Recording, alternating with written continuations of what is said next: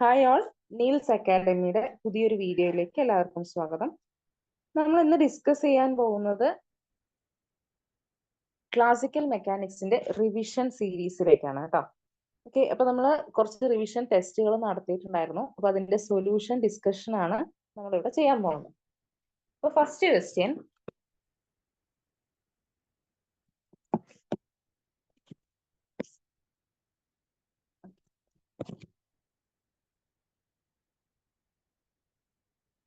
Question, clear ആയി കാണാമെന്ന് വിചാരിക്കണം. ഓപ്ഷൻ നോക്കണ്ട കേട്ടോ. Which of the following is true for small oscillations near A stable equilibrium? Okay, small oscillations near A stable equilibrium എന്നാണ് പറഞ്ഞിട്ടുള്ളത്. Okay, നമുക്കറിയാം ഒരു സിമ്പിൾ ഹാർമോണിക് മോഷൻ എന്ന് പറയുന്നത് നമ്മൾ ഒരു സിസ്റ്റത്തിൽ, ഒരു പെൻഡുലത്തിൽ നമ്മൾ ഓസിലേഷൻസ് പറയുമ്പോൾ നമ്മൾ സ്മോൾ ഓസിലേഷൻസ് വരുമ്പോഴാണ് എന്തെന്ന് പറയാ, സിമ്പിൾ ഹാർമോണിക് ആണെന്ന് പറയാം. പക്ഷെ ഒരു സ്റ്റേബിൾ ഇക്വിലിബ്രിയത്തിൽ സ്മോൾ ഓസിലേഷൻ വരുന്ന എല്ലാ കേസും നമുക്ക് ഒരിക്കലും സിമ്പിൾ ഹാർമോണിക് ആണ് അല്ലെങ്കിൽ സിമ്പിൾ ഹാർമോണിക് ആയിരിക്കും നമുക്ക് പറയാൻ പറ്റില്ല. ഓക്കെ, സിമ്പിൾ ഹാർമോണിക്കിൽ നമ്മൾ ഡെഡ്യൂസ് ചെയ്തെടുക്കുന്ന സമയത്ത് നമ്മൾ വാല്യൂസ് ഫോർ സ്മോൾ ഓസിലേഷൻ എന്നൊരു കൺസിഡറേഷനിലാണ് നമ്മൾ ആ ഇക്വേഷൻ എടുത്ത് എഴുതുന്നത്.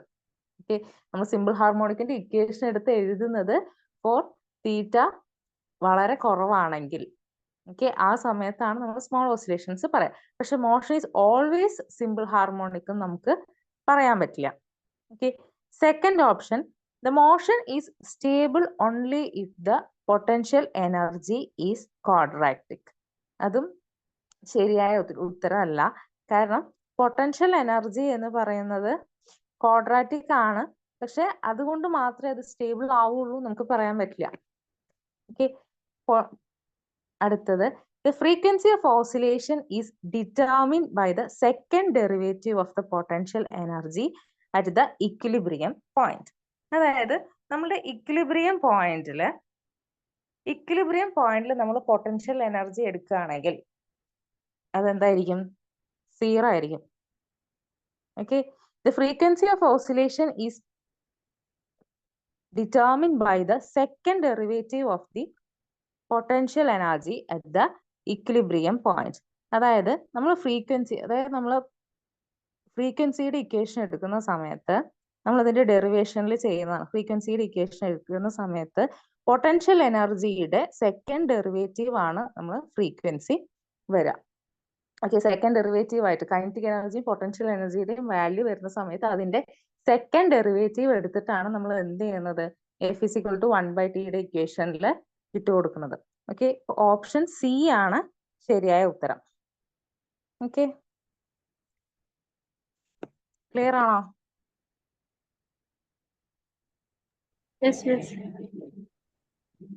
ഓക്കെ,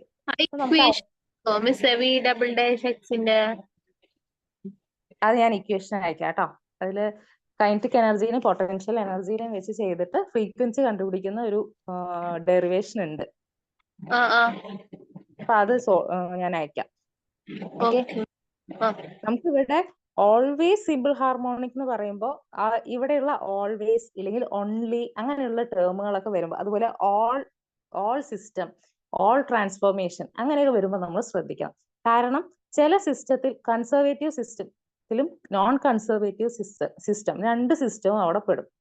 ഈ കേസല്ല, പൊതുവെ നമ്മൾ സ്റ്റേറ്റ്മെന്റ് ടൈപ്പ് വരുന്ന സമയത്ത് ഇത്തരത്തിലുള്ള ടേംസ് വരുമ്പോൾ നമ്മൾ എപ്പോഴും ശ്രദ്ധിക്കണം. അപ്പൊ ടൈം ഇൻഡിപെൻഡന്റ് കേസും വരും, ടൈം ഡിപെൻഡന്റ് കേസും വരും. ഓക്കെ, അപ്പൊ അങ്ങനെയുള്ള സ്റ്റേറ്റ്മെന്റ് വൈസ് വരുന്ന സമയത്ത് ഇത്തരത്തിലുള്ള ടേംസ് നമുക്ക് വായിക്കുമ്പോൾ എല്ലാ ടേംസും അല്ലെങ്കിൽ എല്ലാം ശരിയാണെന്ന് നമുക്ക് തോന്നും, പക്ഷെ അല്ല കേട്ടോ. അടുത്ത question, for a system described by Hamiltonian HP, Q, the phase trajectory of the system. Okay, HP, Q Hamiltonian എന്ന് പറയുന്നത് നമ്മളുടെ എനർജിയാണ് അല്ലെ. ഒരു സിസ്റ്റത്തിന്റെ എനർജിയാണ് നമ്മൾ എന്ത് പറയാ, ഹാമിൽട്ടോണിയൻ എന്ന് പറയാം. Total energy of the system in a conservative കേസിൽ കേട്ടോ. ഒരു കൺസർവേറ്റീവ് സിസ്റ്റത്തിലെ total energy of the system ആണ് Hamiltonian. Okay, for a system described by Hamiltonian HP, Q, the phase space trajectory of the system. Phase space trajectory കുറിച്ചാണ് ചോദിച്ചിട്ടുള്ളത്. It follows the energy contours of H, P, Q. ഈ phase trajectory എന്ന് പറയുന്നത് അതെന്താണ്? ഇതിന്റെ ഒരു stable ആയിട്ടുള്ള ഒരു പാത്താണ് എന്ത്, നമ്മളുടെ സിസ്റ്റം ഫോളോ ചെയ്യുന്ന ഒരു സ്റ്റേബിൾ പാത്തിനെയാണ് നമ്മൾ എന്തെന്ന് പറയാ, ഫേസ് ട്രാജക്ടറി എന്ന് പറയാം. അത് എപ്പോഴും എന്തായിരിക്കും, ആ സിസ്റ്റത്തിന്റെ എനർജിയുടെ ഡിപ്പെൻഡ് ചെയ്തിരിക്കും. ഓക്കെ, ഈ ഫേസ് സ്പേസിലെ ട്രാജക്ടറി എന്ന് പറയുന്നത് ആ സിസ്റ്റം ഫോളോ ചെയ്യുന്ന ഒരു പാത്താണ്. അപ്പൊ അതിന്റെ എനർജിയെ ഡിപ്പെൻഡ് ചെയ്തിട്ടായിരിക്കും അതിരിക്കുക. So it follows the energy contours of H, P, Q. H എന്ന് പറയുന്നത് ജനറലൈസ്ഡ് മൊമെന്റത്തിന്റെയും ജനറലൈസ്ഡ് കോർഡിനേറ്റിന്റെയും ഫംഗ്ഷൻ ആണ്. So H, P, Q. It is always a straight line. തെറ്റാണ്. It is independent of initial condition. Initial കണ്ടീഷനെ depend ചെയ്യുന്നതാണ് കേട്ടോ, independent അല്ല. It represents the actual path taken by the particle in real space. Real സ്പേസിൽ ഉള്ളതല്ല. Okay, real സ്പേസിൽ എന്താ പറയാ, റിയൽ സ്പേസിൽ റെപ്രസെന്റ് ചെയ്യുന്ന ആക്ച്വൽ പാത്തിൽ, അതായത് നമ്മൾ ഫേസ് സ്പേസിലാണ് ഇത് റെപ്രസെന്റ് ചെയ്യുക, ഒരിക്കലും റിയൽ സ്പേസിലല്ല. ഓക്കെ, സോ ഓപ്ഷൻ എ ആണ് ശരിയായ ഉത്തരം. ഫേസ് സ്പേസ് എന്ന് പറഞ്ഞാൽ സിസ്റ്റം ഫോളോ ചെയ്യുന്ന കോൺസ്റ്റന്റ് പാത്ത് അല്ലേ? അതെ. അല്ല, നമ്മൾ എവിടെയാണോ ഫേസ് ട്രാജക്ടറി ഉള്ളത് ആ സ്പേസിനാണ് നമ്മൾ ഫേസ് സ്പേസ് എന്ന് പറയാ. നമ്മളുടെ ജനറലൈസ്ഡ് മൊമെന്റും ജനറലൈസ്ഡ് കോർഡിനേറ്റ്സും ഉള്ള ഒരു സിസ്റ്റം. ഇപ്പൊ നമ്മൾ ഒരു ഫേസ് സ്പേസ് എന്ന് വെച്ച് കഴിഞ്ഞാല് നമ്മൾ അവിടെ ഫേസ് സ്പേസ് എന്ന് വെച്ച് കഴിഞ്ഞാൽ അവിടെ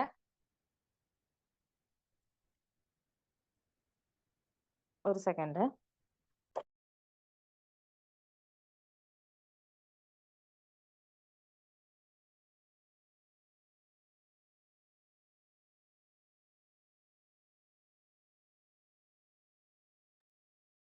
ഓക്കെ, കേൾക്കുന്നുണ്ടല്ലോ അല്ലെ? ഓക്കെ, ഫേസ് സ്പേസ് എന്ന് വെച്ച് കഴിഞ്ഞാല് നമ്മൾ ഒരു പോയിന്റ്, അതായത് നമ്മളിപ്പോ കാർട്ടീഷ്യൻ കോർഡിനേറ്റ് എടുക്കുകയാണെന്ന് വിചാരിക്കുക. നമുക്ക് അതിലൊരു പോയിന്റ് റെപ്രസെന്റ് ചെയ്യാൻ നമുക്ക് 3 ആക്സിസ് മതി, XYZ എന്നുള്ള 3 ആക്സിസ് മതി.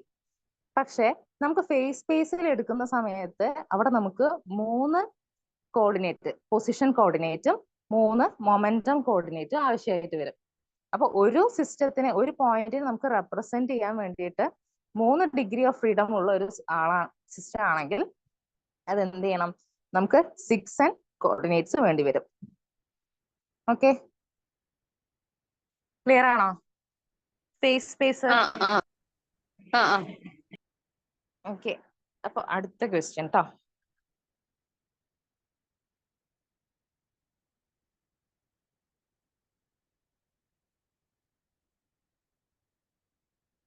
In the context of variational principle, the path that a system follows is the one that minimizes the action ആണ്. ഓക്കെ, നമ്മളുടെ ലീസ്റ്റ് ആക്ഷൻ പ്രിൻസിപ്പിൾ വെച്ചിട്ടുള്ള ക്വസ്റ്റ്യൻ ആണ്. The path of the system follows the one minimizes the action. നമ്മളുടെ path follow ചെയ്യുന്നത് ഏറ്റവും efficient ആയിട്ടുള്ള path ആയിരിക്കും. 2 പോയിന്റുകൾ തമ്മിലുള്ള ഒരു പാത്ത് ഉണ്ടെങ്കിൽ അതിന്റെ ലീസ്റ്റ് ഡിസ്റ്റൻസ് ആയിരിക്കില്ല നമ്മളുടെ ആ ബോഡിക്ക് ട്രാവൽ ചെയ്യാൻ പറ്റുന്ന ഏറ്റവും എഫിഷ്യന്റ് ആയിട്ടുള്ള പാത്ത്. അതായത് ഇപ്പൊ നമ്മളിപ്പോ ഒരു കല്ലെടുത്ത് എറിയാണെന്ന് വിചാരിക്കുക. ഓക്കെ, അത് എപ്പോഴും ഒരു പാരബോളിക് പാത്ത് ആയിരിക്കും ഫോളോ ചെയ്യുക. അല്ലാതെ ആ വീഴുന്ന പോയിന്റും നമ്മൾ എറിയുന്ന പോയിന്റും തമ്മിലുള്ള ലീസ്റ്റ് ഡിസ്റ്റൻസ് ആയിരിക്കില്ല. ആ സിസ്റ്റത്തിന് ഏറ്റവും എഫിഷ്യന്റ് ആയിട്ടുള്ള പാത്ത് ഏതാണോ അതായിരിക്കും അത് ഫോളോ ചെയ്യുക. അതുകൊണ്ടാണ് അത് മിനിമൈസസ് ദ ആക്ഷൻ വന്നത്. നമ്മളുടെ പ്രിൻസിപ്പിൾ ഓഫ് ലീസ്റ്റ് ആക്ഷൻ പ്രിൻസിപ്പിളിനെ റിലേറ്റ് ചെയ്തിട്ടുള്ള ക്വസ്റ്റ്യൻ ആണ് കേട്ടോ.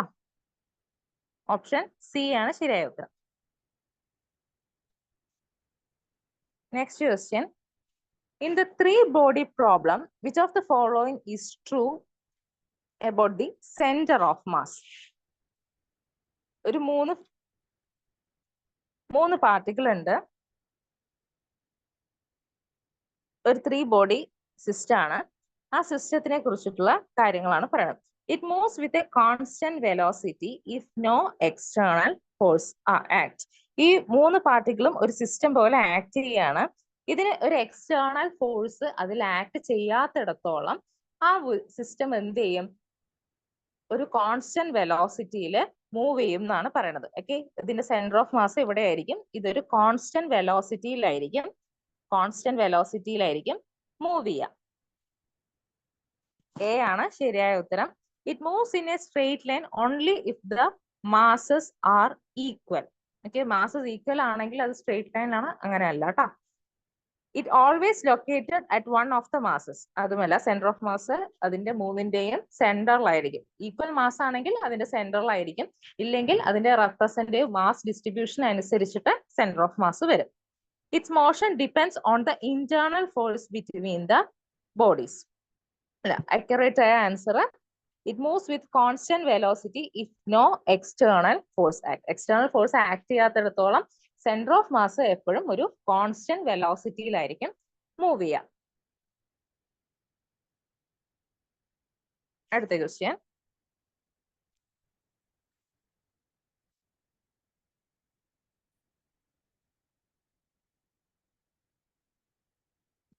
For a system with cyclic coordinates, the associated canonical momentum. Okay, cyclic coordinate ഉള്ള കേസിൽ the associated canonical momentum എന്തായിരിക്കും? കൺസേർവ്ഡ് ആയിരിക്കും ട്ടോ. It is not varying with time. Time അതിനനുസരിച്ചിട്ട് വേരി ചെയ്യില്ല.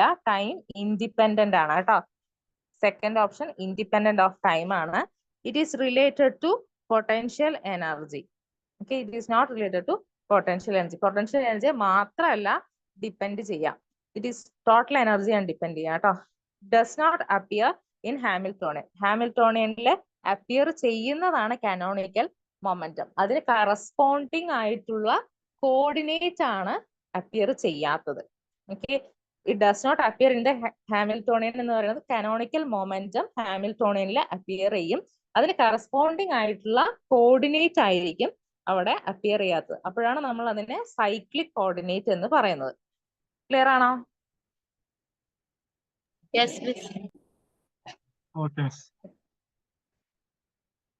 അടുത്ത question. The Virial theorem states that for a system of particles in a stable orbit, ഇത് വിരിയൽ theorem നമ്മൾ പഠിച്ചിട്ടില്ല. അതായത് ക്ലാസിക്കൽ മെക്കാനിക്സിൽ നമ്മളുടെ സിലബസിൽ വിരിയൽ തിയറം ഇല്ല. പക്ഷെ സ്റ്റാറ്റിസ്റ്റിക്കൽ മെക്കാനിക്സിൽ വിരിയൽ തിയറം എന്ന് പറഞ്ഞൊരു തിയറം ഉണ്ട്. ഓക്കെ, അപ്പോ ചിലപ്പോൾ ക്വസ്റ്റ്യൻ പേപ്പർ ഇടുന്ന ആൾക്ക് വിരിയൽ തിയറം ക്ലാസിക്കലിലെ ആണോ സ്റ്റാറ്റിസ്റ്റിക്കലി ആണോ ചിലപ്പോ അറിയില്ല. വിരിയൽ തിയറം എന്ന് കണ്ടാൽ ചിലപ്പോൾ ക്ലാസിക്കലിൽ എടുത്തിട്ട് കഴിഞ്ഞാൽ നമുക്ക് അതിനെ കുറിച്ച് അറിഞ്ഞിരിക്കണ്ടേ, അതിനു വേണ്ടി ഇട്ടൊരു ക്വസ്റ്റ്യൻ ആണ് കേട്ടോ. ഓക്കെ, സോ ഇതിൽ എന്താന്ന് വെച്ചാല് നമ്മളുടെ സിസ്റ്റത്തില് സിസ്റ്റം ഓഫ് പാർട്ടിക്കിൾ ഒരു സ്റ്റേബിൾ ഓർബിറ്റ് ഫോളോ ചെയ്യുകയാണെങ്കിൽ അതിന്റെ ടി എന്ന് പറയുന്നത് കൈനറ്റിക് എനർജിയാണ്. കൈനറ്റിക് എനർജിയുടെ ആവറേജ് എന്ന് പറയുന്നത് പൊട്ടൻഷ്യൽ എനർജിയുടെ ആവറേജിന് 2 times ആയിരിക്കും. ഓക്കെ, ഓപ്ഷൻ എ ആണ് ശരിയായ ഉത്തരം. ഈ ഇക്വേഷൻ മാത്രം ഒന്ന് നോട്ട് ചെയ്ത് വെക്കുക കേട്ടോ. നമുക്ക് ഇതിനെക്കുറിച്ച് ക്ലാസിക്കൽ മെക്കാനിക്സിൽ ഡീറ്റെയിൽ ആയിട്ട് പഠിക്കാനില്ല. ഓക്കെ, എങ്ങാനും ഒരു ക്വസ്റ്റ്യൻ വന്നാൽ നിങ്ങൾക്ക് ഒരു അഡീഷണൽ ആയിട്ട് കിട്ടുന്നേ ഉള്ളൂ. അപ്പോൾ നമുക്ക് വിരിയൽ തിയറത്തിൽ ഒരു സിസ്റ്റം ഒരു സ്റ്റേബിൾ ഓർബിറ്റ് ഫോളോ ചെയ്യുകയാണെങ്കിൽ അവിടുത്തെ പൊട്ടൻഷ്യൽ എനർജി എന്ന് പറയുന്നത് കൈനറ്റിക് എനർജി എന്ന് പറയുന്നത് പൊട്ടൻഷ്യൽ എനർജി എന്ന് പറയുന്നത് കൈനറ്റിക് എനർജിയുടെ 2 times ആണ്. ഇതാണ് കൈനറ്റിക് എനർജി, ഇതാണ് പൊട്ടൻഷ്യൽ എനർജി. പൊട്ടൻഷ്യൽ എനർജി എന്ന് പറയുന്നത് കൈനറ്റിക് എനർജിയുടെ 2 times ആയിരിക്കും, നെഗറ്റീവ് ആയിരിക്കും കേട്ടോ. പൊട്ടൻഷ്യൽ എനർജി നെഗറ്റീവ് ആയിരിക്കും. ഇതൊന്ന് നോട്ട് ചെയ്ത് വെക്കുക കേട്ടോ, നമ്മൾ ഇത് പറഞ്ഞിട്ടില്ല.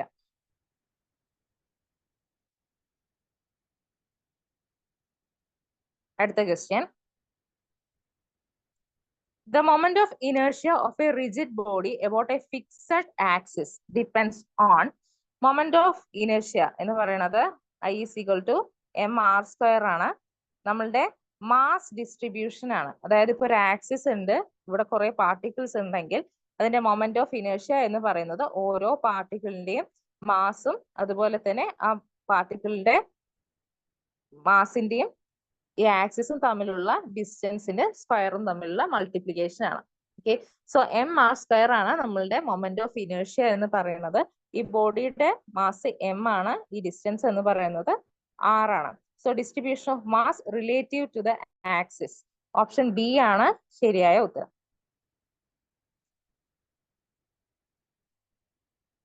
അടുത്ത question. For a particle moving in a potential Vx equal to half kx square, the phase space trajectory is. Okay, നമ്മൾ പൊട്ടൻഷ്യൽ തന്നിട്ടുണ്ട് Vx equal to half kx square. ഇത് സിമ്പിൾ ഹാർമോണിക് മോഷന്റെ പൊട്ടൻഷ്യൽ ആണ് കേട്ടോ. ഹാർമോണിക് മോഷന്റെ പൊട്ടൻഷ്യൽ ആണ്. So അതിന്റെ face space എന്ന് പറയുന്നത്, face space trajectory എന്ന് പറയുന്നത് നമ്മൾ പഠിച്ചിട്ടുണ്ട്, ഒരു എലിപ്സ് ആയിരിക്കും. ഓക്കെ, ഓപ്ഷൻ ബി ആണ് ശരിയായ ഉത്തരം. ഓക്കെ, ഇത് സിമ്പിൾ ഹാർമോണിക് മോഷന്റെ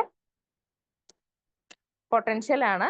അതിന് കറസ്പോണ്ടിങ് ആയിട്ടുള്ള ഫേസ് സ്പേസ് ട്രജക്ടറി എന്ന് പറയുന്നത് എലിപ്സ് ആണ്. എലിപ്റ്റിക്കൽ പാത്ത് ആയിരിക്കും അത് ഫോളോ ചെയ്യാം.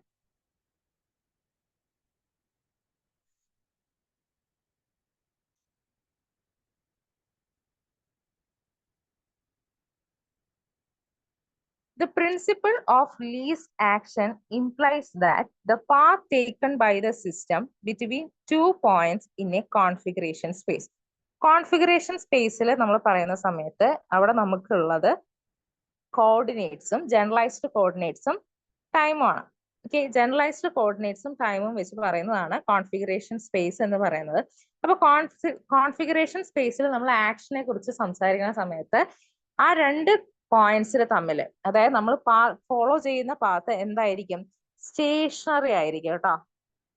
അത് ശ്രദ്ധിക്കണേ. കോൺഫിഗറേഷൻ സ്പേസിൽ നമ്മളുടെ പാത്ത്, സിസ്റ്റം എടുക്കുന്ന പാത്ത് എന്ന് പറയുന്നത് ഒരു സ്റ്റേഷനറി പാത്ത് ആയിരിക്കും. Okay, so it is the one for which the action is stationary. Stationary ആയിട്ടുള്ള ആ ഒരു പാത്തിലേക്കായിരിക്കും നമ്മളുടെ ആക്ഷൻ പോവുക. എഫിഷ്യന്റ് പാത്ത് എന്ന് പറയുന്നത് ഈ സ്റ്റേഷനറി പാത്ത് ആയിരിക്കും. Neither maximum or minimum. Option C ആണ് ശരിയായ ഉത്തരം.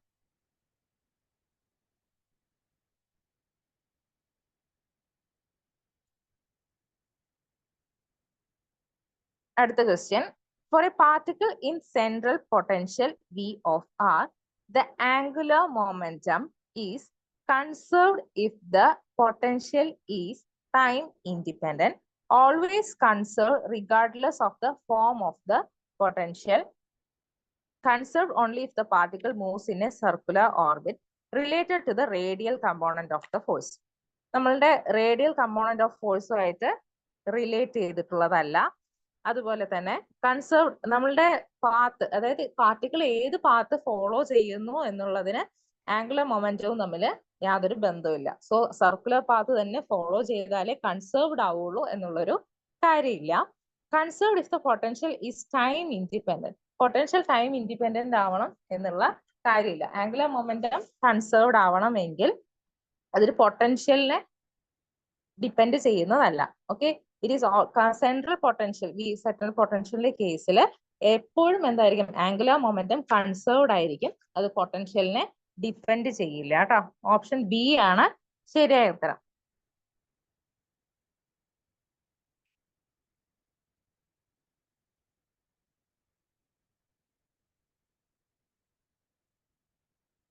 അടുത്ത question. In a uniformly rotating reference frame, the Coriolis force is proportional to. Coriolis force ന്റെ ഇക്വേഷൻ എന്താ? F is equal to 2m omega cross v. Omega cross v ആണ് നമുക്ക് കോറിയോളിസിസ് force എന്ന് പറഞ്ഞിരിക്കുക. കോറിയോളിസ് ഫോഴ്സിന്റെ ഇക്വേഷൻ ആണ് നമുക്ക് അറിയേണ്ടത്. മൈനസ് ഉണ്ട് കേട്ടോ. മൈനസ് ഇല്ലേ? മൈനസ് ഉണ്ട്. The velocity of the particle and the rotation rate of the reference frame. The mass of the particle and the square of the rotation rate. Rotation rate in the square അല്ല. The distance from the center of the rotation and the square of the rotation rate. Rotation rate in the square ആയിട്ട് relate ചെയ്തിട്ടില്ല. Gravitational force acting on the particle. ഈ rotation rate എന്ന് പറയുന്നത് നമ്മുടെ omega ആണ് കേട്ടോ. Angular velocity ആണ്. d theta divided by dt. ഓക്കെ, angular displacement divided by t ആണ് റൊട്ടേഷൻ റേറ്റ് എന്ന് പറയുന്നത് കേട്ടോ. ആംഗുലർ വെലോസിറ്റി ഡയറക്റ്റ് തന്നിട്ടില്ല. വെലോസിറ്റി ഓഫ് ദ പാർട്ടിക്കിളും അതുപോലെ തന്നെ rotation rate of the reference frame എന്നാണ് തന്നിട്ടുള്ളത്. സോ റൊട്ടേഷൻ റേറ്റ് ആണ് നമ്മുടെ ആംഗുലർ വെലോസിറ്റി. ഓപ്ഷൻ എ ആണ് ശരിയായ ഉത്തരം. Okay,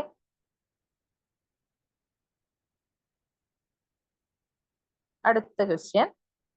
for a conservative system the Hamiltonian is. നമുക്ക് തന്നിട്ടുണ്ട് കൺസർവേറ്റീവ് സിസ്റ്റം ആണ്. അപ്പൊ ഹാമിൽട്ടോണിയൻ എന്തായിരിക്കും? Always equal to the total energy.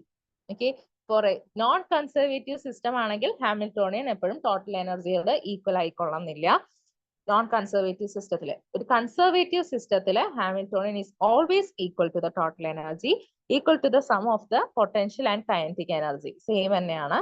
A constant of motion if it does not explicitly depend on time. Time independent ആയിട്ടുള്ള ഒരു കേസിൽ it is the Hamiltonian is the constant of motion എന്നാണ് പറഞ്ഞിട്ടുള്ളത്. അതും ശരിയായിട്ടുള്ള ഉത്തരമാണ്. So all of the above. For a conservative system, it is equal to the total energy and it is a constant of motion. It does not explicitly depend on time. ഇത് രണ്ടും ശരിയാണ് കേട്ടോ. Option D ആണ് all of the above.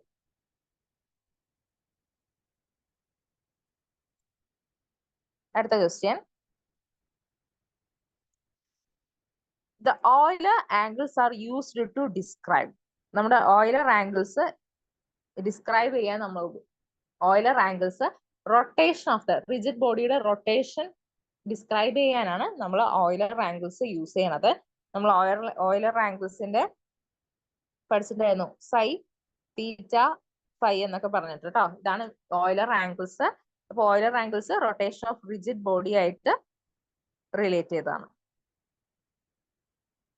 അടുത്ത question. A particle moves under the influence of A force F is equal to minus kx cube. The motion is. ഫോഴ്സിന്റെ equation F is equal to minus kx cube ആണ്. ഇവിടെ power 3 ആണ് വന്നിട്ടുള്ളത്. So അത് simple harmonic അല്ല, exponentially damped അല്ല, governed by a constant acceleration. It is a non linear and harmonic motion example ആണ്. നമ്മൾ പവർ ഹയർ ഓർഡർ പവർ വരുന്ന സമയത്ത് നമ്മൾ എന്ത് പറയും?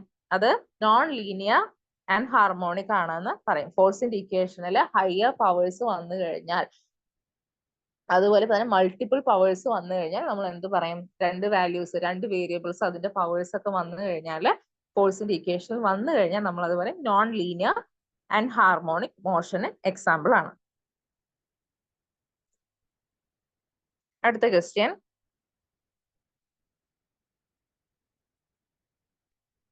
In the context of Noether's theorem, every symmetry of action corresponds to. Okay, Noether's theorem നമ്മൾ പറഞ്ഞിട്ടില്ല. Noether's theorem എന്ന് വെച്ച് കഴിഞ്ഞാൽ ഒരു സിസ്റ്റത്തിന്റെ സിമെട്രി, ഓക്കെ, അതിന് കറസ്പോണ്ടിങ് ആയിട്ട് ഒരു കൺസേർവ്ഡ് ക്വാണ്ടിറ്റി ഉണ്ടാവും. ഓക്കെ, ഒരു സിസ്റ്റത്തിന്, ഇതൊരു സിസ്റ്റം ആണെന്ന് വിചാരിക്കുക, ആ സിസ്റ്റത്തിന് ഒരു പെർട്ടിക്കുലർ സിമെട്രി ഉണ്ട്. ഓക്കെ, അത് ഏത് ടൈപ്പിലുള്ള സിമെട്രി ആകാം. ആ സിമെട്രിക്ക് അനുസരിച്ചിട്ട് അവിടെ എന്തുണ്ടാവും? ഒരു കറസ്പോണ്ടിങ് ക്വാണ്ടിറ്റി കൺസേർവ്ഡ് ആയിട്ടുണ്ടാവും. ഓക്കെ, ഫോർ എക്സാമ്പിൾ, ഇപ്പൊ ഒരു സിസ്റ്റത്തില് ട്രാൻസ്ലേഷണൽ സിമെട്രി ആണ് ഉള്ളത് എന്ന് വിചാരിക്കാം. ഓക്കെ, ട്രാൻസ്ലേഷണൽ സിമെട്രി ആണ് ഉള്ളതെങ്കിൽ അവിടെ കൺസേർവ് ചെയ്യണ ക്വാണ്ടിറ്റി എന്ന് പറയുന്നത് ലീനിയർ മൊമെന്റം ആയിരിക്കും. ഓക്കെ, ലീനിയർ മൊമെന്റം ആയിരിക്കും അവിടെ കൺസേർവ് ചെയ്യണ ക്വാണ്ടിറ്റി എന്ന് പറയുന്നത്. ഇനി ഒരു സിസ്റ്റത്തില് റൊട്ടേഷൻ സിമെട്രി ആണ് ഉള്ളത് എന്നുണ്ടെങ്കിൽ അവിടെ കൺസേർവ് ചെയ്യുന്ന ക്വാണ്ടിറ്റി ആംഗുലർ മൊമെന്റം ആയിരിക്കും. ഓക്കെ, ആംഗുലർ മൊമെന്റം ആയിരിക്കും അവിടെ കൺസേർവ് ചെയ്യുന്ന ക്വാണ്ടിറ്റി.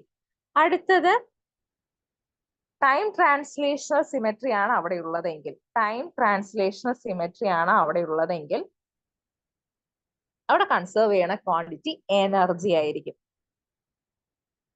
ഓക്കെ, ഒരു സിസ്റ്റം ഉണ്ട്, ആ സിസ്റ്റത്തിൽ ഉള്ള സിമെട്രി ഓഫ് ആക്ഷൻ എന്തിന് കറസ്പോണ്ട് ചെയ്യും? ഏതെങ്കിലും ഒരു ക്വാണ്ടിറ്റിയെ കൺസേർവ് ചെയ്യുന്നതിന് ഏതെങ്കിലും ഒരു ക്വാണ്ടിറ്റിയെ കൺസേർവ് ചെയ്യും. അതിപ്പോ ട്രാൻസ്ലേഷണൽ സിമെട്രി ആണുള്ളതെങ്കിൽ ലീനിയർ മൊമെന്റം ആയിരിക്കും കൺസേർവ് ചെയ്യുക. റൊട്ടേഷണൽ സിമെട്രി ആണെങ്കിൽ ആംഗുലർ മൊമെന്റം ആയിരിക്കും കൺസേർവ് ചെയ്യുക. ടൈം ട്രാൻസ്ലേഷണൽ സിമെട്രി ആണെങ്കിൽ അവിടെ എനർജി ആയിരിക്കും കൺസേർവ് ചെയ്യുക.